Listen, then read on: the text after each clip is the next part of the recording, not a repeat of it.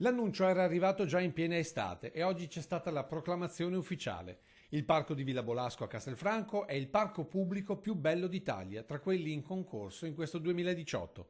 A decretarlo una giuria di tutto rispetto fatta all'interno del network che raggruppa gran parte dei parchi dal nord al sud Italia per un premio giunto alla 16ª edizione.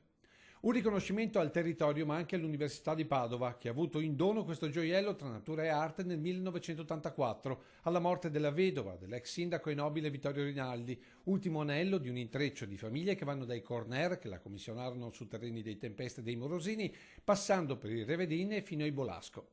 Vedere riconosciuto che il nostro impegno nel valorizzare questo posto lo porta anche a essere il parco più bello d'Italia è una grandissima soddisfazione. Un parco che ha anche un'aula didattica a cielo aperto per le facoltà di riferimento. Il parco è un posto vivo, è un posto di grande bellezza, ma di bellezza data da alberi monumentali, da uno splendore di botanica viva.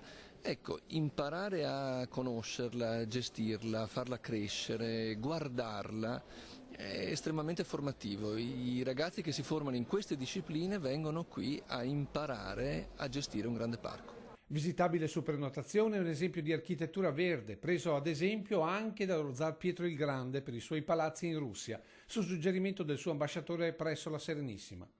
Per questo, seppur distante dagli Atenei in riva al Bacchiglione, il Parco Castellano di Villa Bolasco è da oggi l'immagine dell'Università di Padova. L'abbiamo già fatto diventare, lo sarà sempre più, un posto vetrina dell'università, un posto nel quale ospitiamo corsi estivi per studenti internazionali e studiosi internazionali che vengono a fare scienza ma anche conoscere l'Italia nella sua bellezza. In questo modo portano il nome dell'università del nostro territorio nel mondo.